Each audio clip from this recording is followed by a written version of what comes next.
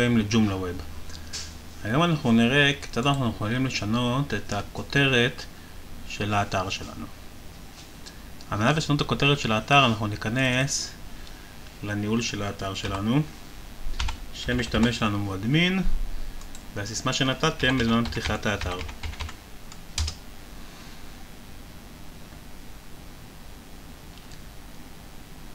יש ללחוץ על מנהל המודלים וכותרת עליונה לאתר.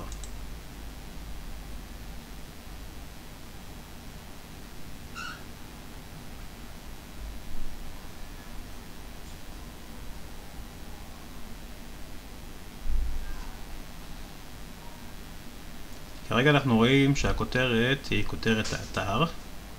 אנחנו יכולים פשוט למחוק אותה ולרשום כותרת אחרת.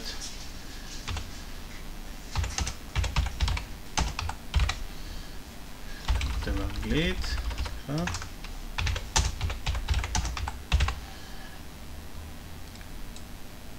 אוקיי, כתבתי זה האתר שלי. נגדיל את זה שיהיה יותר נוח לראות את זה.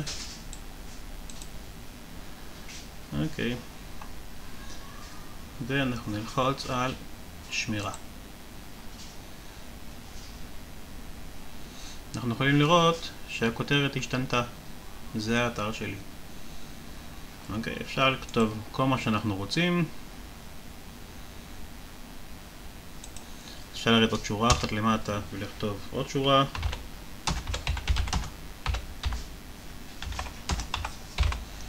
ואם נעשה על זה שמור, אז אנחנו נראה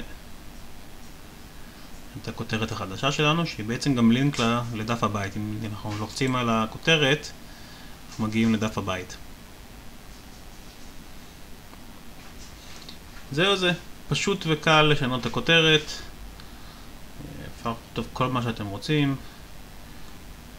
שיהיה לכם בהצלחה.